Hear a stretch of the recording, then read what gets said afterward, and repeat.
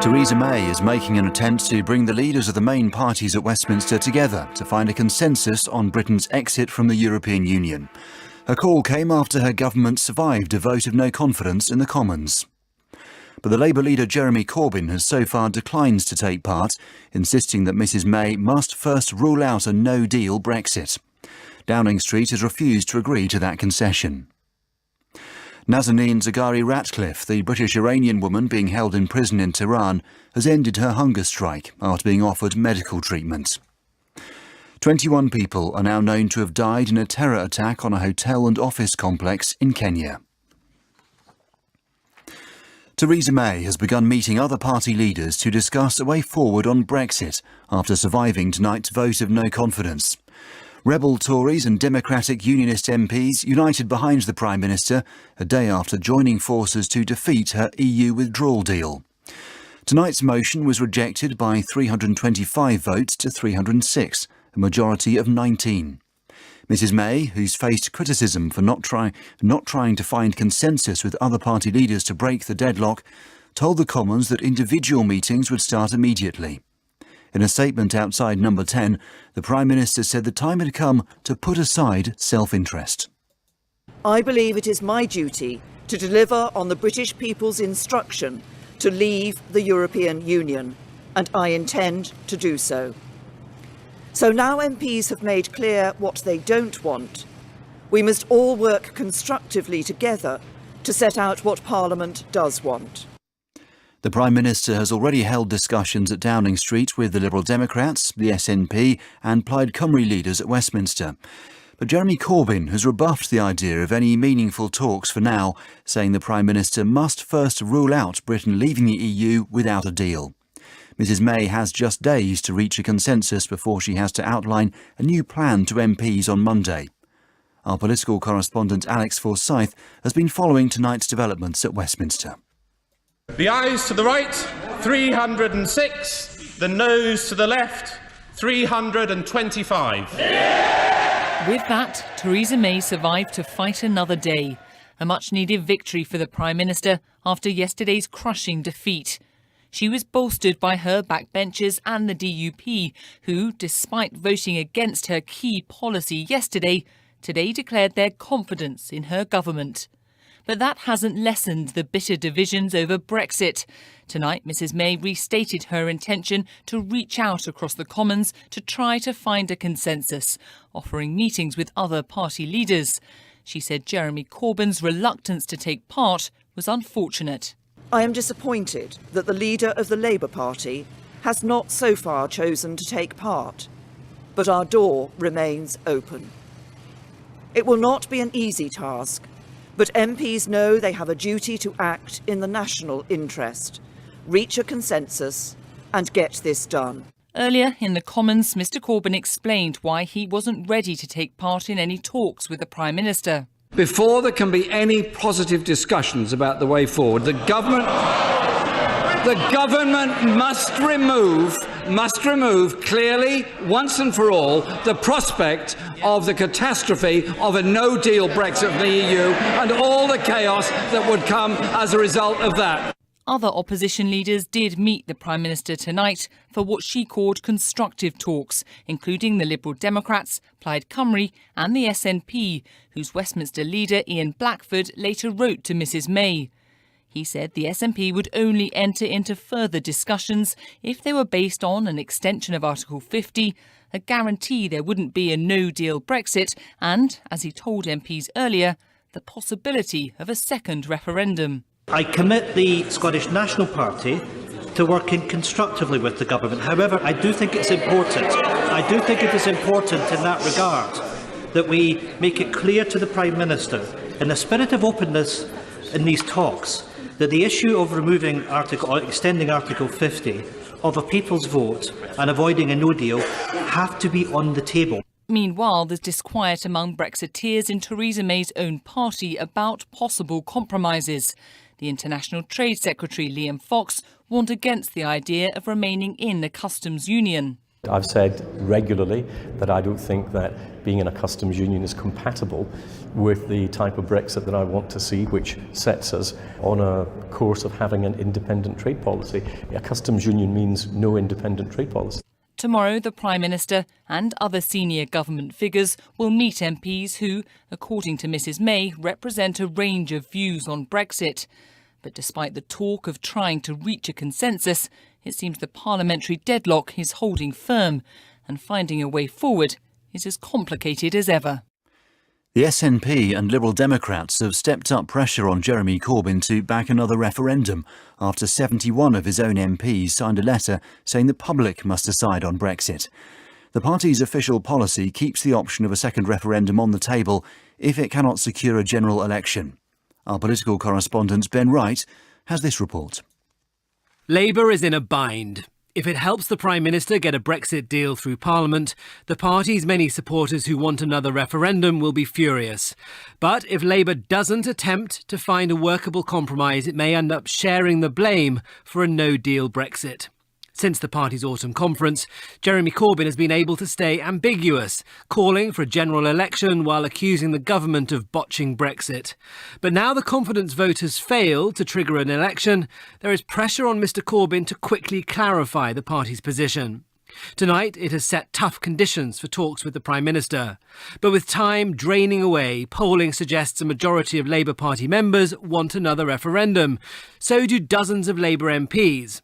One, Chris Leslie, urged Jeremy Corbyn to move quickly and support a so-called people's vote. That's the promise that I think a lot of Labour supporters, the public, will be focused upon, because we will be coming back to the votes in the Commons next week on a motion. It will be amendable, and I think a people's vote is clearly the way through the impasse. So my point to Jeremy Corbyn is you really have to move to that place now. But the Labour leader shows no sign of hurrying towards another referendum. Instead, shadow cabinet ministers and the leader's office have suggested the government could face a series of confidence votes in the coming weeks, rather than plumping for a new public poll. It's also clear that if the Prime Minister produces a dramatically reworked deal that contained a permanent customs union with the EU, allowing for tariff-free trade, and a closer relationship with the single market, that would secure Labour's support. The Labour MP Lucy Powell said around half the Parliamentary Labour Party was very worried about another referendum. There are many other things that we need to explore first. I think the country is desperate for Parliament to come together and agree something. And I think even in the circumstances where we're having a second referendum, we still need to have a view about what leave actually was and what we were putting to the people. And we're a long way off that. The opposition's position will be crucial in the days ahead. Considering the depth of hostility to Theresa May's deal on the Tory backbenches, the Prime Minister may well need help from a chunk of Labour MPs to get any Brexit agreement through the Commons, and that will have to mean talks with Number 10. In the meantime, Jeremy Corbyn will keep pushing for a general election, which many will see as prevarication. The business organisation, the CBI, urged politicians to find a compromise and rule out a no-deal Brexit. The British Chambers of Commerce said its members were expressing anger and despair at the amount of money they were having to spend on contingency measures. Our economics correspondent Darshini David assesses the reaction. Businesses are stepping up contingency plans for no deal, with fewer than 50 working days to go to Brexit. Some manufacturers are stockpiling goods to avoid disruption to supply chains. And financial services companies are staffing subsidiaries across Europe. As their bills mount, business groups are pushing for more clarity. Claire Walker from the British Chambers of Commerce says the situation is now critical. Business are united in calling for no deal to be taken off the table, and also for there to be a clear and very quick plan which can get the consensus of the House. Businesses are used to tough last-minute negotiations, but many are worried that their profits may be at risk as the political deadlock continues. Procter & Gamble, which manufactures household staples like Fairy Liquid and Pampers nappies, has warned that the price of its products could increase if there's no deal. Its chief executive is David Taylor. Anything that restricts our ability to move products back and forth, things we make in the UK for UK consumers and EU consumers, or things we make in the EU that are for EU consumers and UK consumers, if it's a hard exit, it's going to drive cost in this system. The anxiety shown by businesses is in contrast to the relief seen on the financial markets. As the Bank of England Governor Mark Carney pointed out, sterling rose as city traders bet that the chances of a disorderly exit had diminished. European leaders have maintained the pressure on Theresa May, insisting it's up to her to come forward with fresh proposals.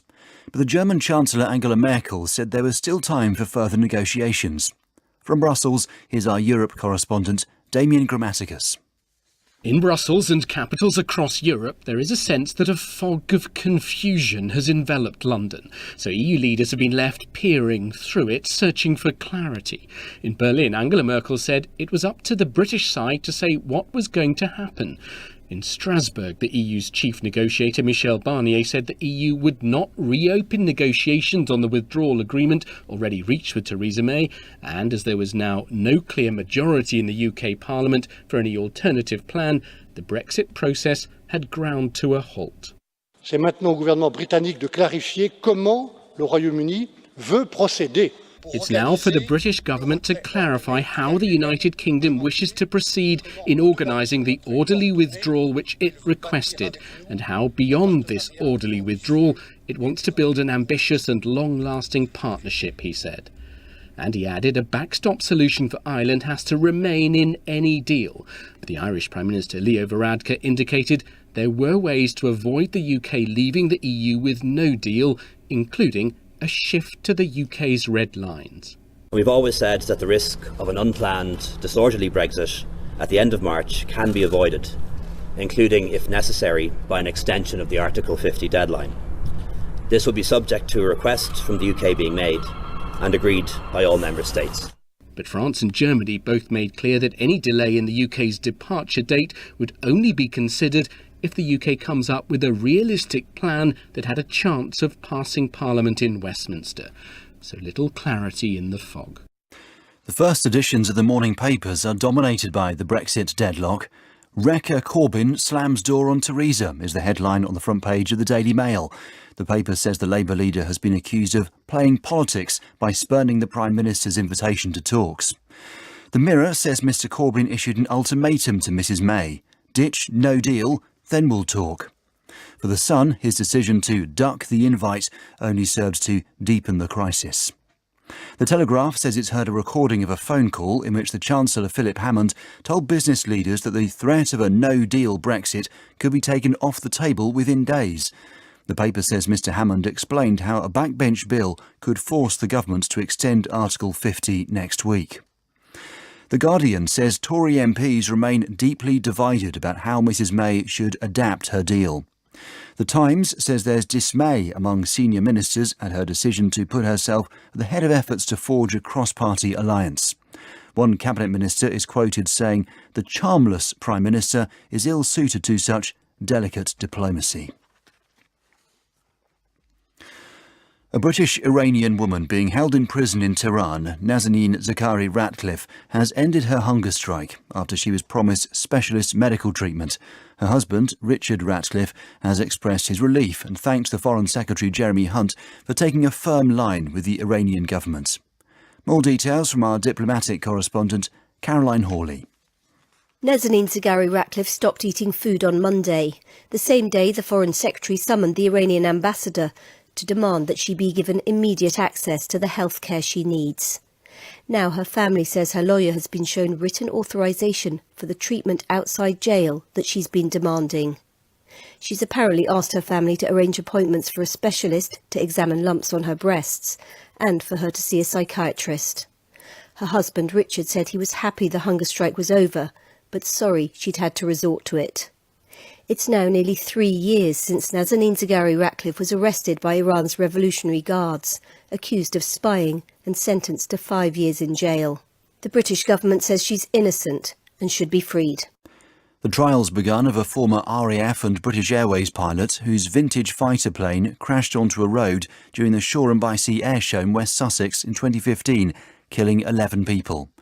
Andrew Hill denies 11 charges of manslaughter by gross negligence. Tom Simons was at the Old Bailey and sent this report.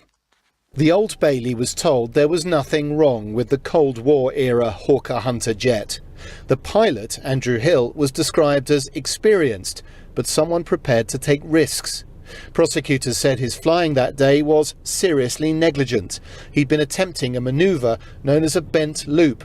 It began with a sharp climb from 185 feet to 2,800. The jury was told that was 1,000 feet too low for such a manoeuvre. Yet Mr Hill carried on, turning upside down and flying towards the ground. He was too low and too slow to pull up. He crashed on the busy A27 near Shoreham, where crowds had gathered to watch the show, including some of the men who died. Others were in passing cars. Mr Hill was lucky to survive, but has no memory of what happened. He's expected to say he may have suffered the effects of G-force. He denies all the charges. The authorities in Kenya say 21 people are now known to have died in an attack on a hotel and office complex in Nairobi. Among them was a British man who's been named as Luke Potter. The Kenyan authorities say the attackers, thought to be Somali Islamists, were killed in a security operation that also involved a member of the British SAS. Our correspondent Andrew Harding has sent this report from Nairobi.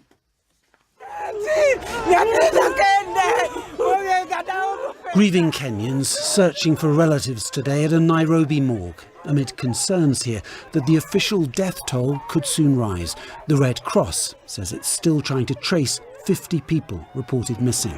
But overnight and early this morning, to a soundtrack of gunfire, hundreds of civilians were ushered to safety, many confused and traumatised. They come shooting, people were scared. Where is it from? We don't know where everyone is, we don't know what's happening. The hotel siege lasted 19 hours.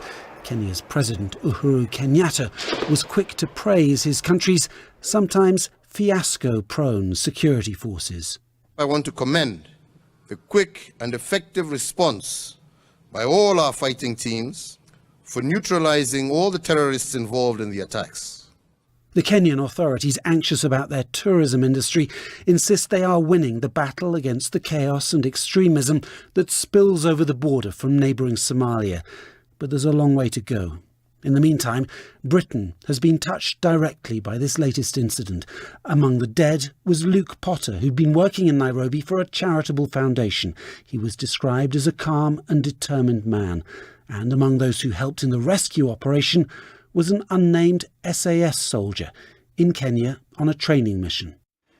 The US-led coalition in Syria has confirmed that 4 Americans have been killed in a bomb attack in the city of Manbij. A spokesman said they were 2 soldiers, a Pentagon official and a contractor.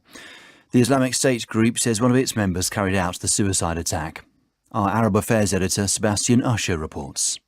Closed-circuit television captured the moment of a blast that shattered the everyday calm of the street in Manbij, in which a young girl was playing and a young boy narrowly escaped with his life.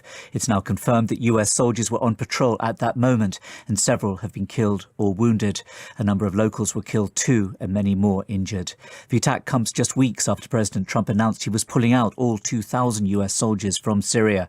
Manbij has been a key base for them in their support for Kurdish-led forces battling IS. An attack like this could hasten their departure or bolster the argument inside and outside the Trump administration for them to stay. The most senior Democrat in the US Congress has questioned whether the President's State of the Union address, set for the 29th of January, should go ahead while the partial government shutdown continues.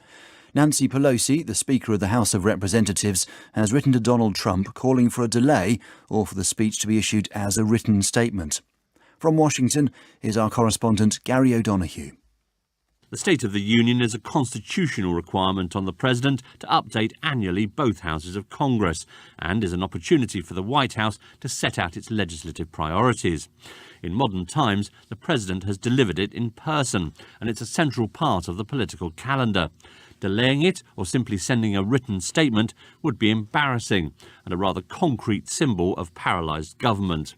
The House Speaker, Democrat Nancy Pelosi, says that its designation as a national special security event means it can only go ahead in the usual way if the full resources of the federal government can be used to ensure security. The trial of the man in charge of policing on the day of the Hillsborough disaster in Sheffield in 1989 has heard that the stadium's safety certificate was out of date. David Duckenfield denies gross negligence manslaughter, leading to the deaths of 95 Liverpool fans. Our North of England correspondent Judith Moritz reports from Preston Crown Court. When Liverpool were drawn against Nottingham Forest in an FA Cup semi-final in 1989, the Hillsborough ground in Sheffield was chosen as the venue. At the time, it was the third largest club football ground in England. Today, the jury heard that its safety certificate was very out of date. In the decade after it was drawn up in 1979, alterations were made to the stadium, but its capacity figures weren't recalculated. Prosecuting Richard Matthews QC said few of those involved with the safety certificate appear to have performed their function diligently. Graham McCrell, the Sheffield Wednesday safety officer, was said either to have turned a blind eye to it or to have neglected his duties. Mr McCrell denies 2 offences under safety legislation. His co-defendant, David Duckenfield, was the police officer in overall command. He denies the gross negligence manslaughter of 95 Liverpool fans who were fatally crushed on overcrowded terraces. The 96th victim, Tony Bland, is not included in the prosecution as he died 4 years later. The trial continues and is expected to last 4 months. In Greece, the Prime Minister Alexis Tsipras and his Syria government have narrowly survived a confidence vote in Parliament. He was supported by 151 of the 300 deputies. This means that the government can press ahead with the ratification of a controversial deal with the former Yugoslav Republic of Macedonia to rename it Northern Macedonia. Nick Thorpe sent this report from Athens. After a tense day and a half of debate, this was the result which Alexis Tsipras and his Syriza government needed, 151 votes to 148. He won the support of 6 extra deputies from other parties for his government to continue in office.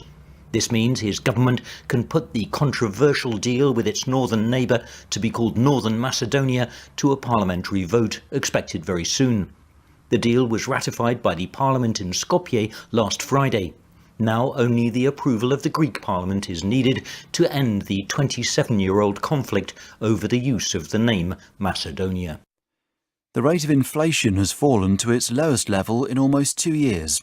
In the year to December, the rate, as measured by the Consumer Prices Index, stood at 2.1%, down from 2.3% in November. Here's our economics correspondent, Andy Verity. With inflation at 2.1%, the cost of living's rising more slowly than it has in nearly 2 years. That's in large part down to falling petrol prices, which dropped by more than 6% between November and December.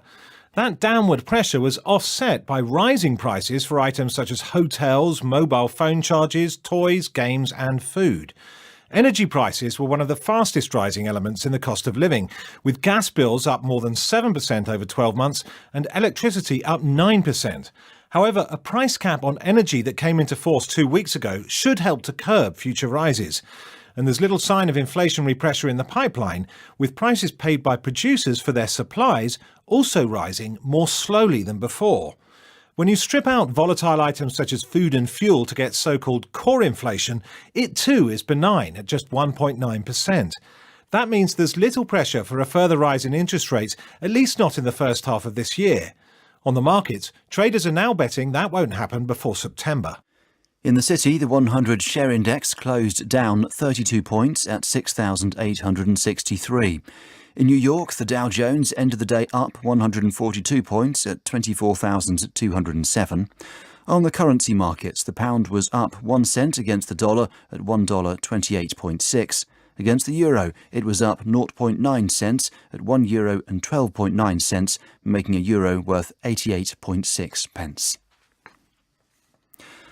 A state school in one of the country's most deprived areas has revealed that 41 of its students have been offered places at Oxford and Cambridge. Many of those pupils at Brampton Manor Academy in Newham in East London are from minority ethnic backgrounds. The school, which has only had a sixth form since 2012, is bucking the trend. Research last year suggested Oxbridge recruited more pupils from just 8 private schools than from almost 3,000 state schools put together. Ushma Mistry from the BBC's Asian network has been to the school. So that is a statement, but why does that not... A typical lesson at Brampton Manor Academy in East London. Okay, what's lacking? 41 students from here have been offered places at Oxford and Cambridge. Perhaps not a big deal for some schools, but a massive one for Brampton, because this school is in the London borough of Newham, the third poorest area in the country, and nearly half of its population are Asian. 2/3 of the 41 would be the first in their family to go to university, like Melissa, who could be going to Oxford to read philosophy, politics and economics. I didn't know if I would get in because it is quite prestigious for sure.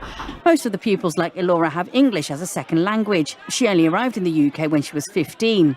She's hoping to convert her offer into a place at Cambridge to do engineering. I had the basic English lesson from Italy, but it's not like I could speak English that well. This year has been the best one yet for the number of pupils being offered places at Oxbridge. My name's Sam Dobin, I'm the director of sixth form at Brampton Manor Academy. Back in 2012 we opened, we had one offer in that first year and it's progressed since then. Last year 20 went and this year 41 have got places, which we're just absolutely delighted by. The sixth form is selective based on academic merit. They get 2,000 to 3,000 applications for the 300 places per year, and most of the pupils who attend are from disadvantaged backgrounds. Andy Murray, who's indicated he might retire this year because of injury, has criticised the governing body of British tennis for failing to properly promote the sport. He said the Lawn Tennis Association hadn't capitalised on the successes of the past few years. Our sports editor Dan Rowan reports. This is not the first time Andy Murray has criticised those in charge of British tennis. However, with the 31-year-old on the brink of retirement, his words carry extra weight. The three-time Grand Slam champion says the LTA has failed to capitalise on the success that he and other British players have enjoyed in recent years to grow participation. He said he was shocked so few indoor courts had been built in Scotland during his career. Murray's mother, Judy, who was key to her son's development outside the LTA system, has echoed his concerns. I think we've converted a lot of people into watching the game, both on television and you can see it in the Davis Cups. There's a lot of travelling support now, there's a lot more fans perhaps travelling. But we've got to open the game up to make it more affordable, more accessible to more people. We've got to take it into places where it perhaps currently doesn't exist. So do the Murrays have a point? There were 8 British players in the Australian Open singles draw this year, the most for 21 years. But at the grassroots, the numbers are less encouraging. 487,000 people participated in tennis once a week in 2008. But by 2016, when Murray claimed his second Wimbledon title, that had dropped by almost 90,000. There's been a further decline of almost 3% over the last year. The LTA says 60,000 new children have tried tennis since 2015 and £19 million is spent on participation annually, around a third of total expenditure. They also point out that tennis is not the only traditional sport facing a struggle to maintain popularity. But some feel that if the LTA is to build on the legacy of Britain's greatest ever player, it must use the £33 million it earns from Wimbledon each year more wisely and perhaps now involve Murray in the running of the sport. Our main story again. Theresa May is planning more meetings with politicians from all parties to try to reach a consensus on how Britain will leave the EU. Speaking in Downing Street after surviving a vote of no confidence in the government, Mrs May said it was the time to put self-interest aside. But the Labour leader Jeremy Corbyn said he wouldn't meet the Prime Minister unless she ruled out a no-deal Brexit. Downing Street said it would not agree to that demand. Our political editor Laura Koonsberg considers Mrs May's strategy after another dramatic day at Westminster. Meetings on their own are not a plan B. Conversations are not by themselves compromises.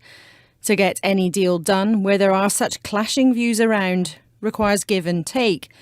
Theresa May has stubbornly, although understandably, tried to plot a middle course, but that has so far failed spectacularly in Parliament. Ultimately, she may well be left with the same dilemma of which way to tack next. It's clear wide open in public that the Cabinet is at odds with each other. Just listen to David Gauke and Liam Fox on whether a customs union could be a compromise, for example. So before Theresa May decides which way to proceed or how far to budge, she may need to ask herself if the talks she wants to hold with other parties are occasions when she's really open to ideas or just ways of managing the situation. And there wasn't much in Theresa May's lectern statement to suggest she's suddenly ready to move very much.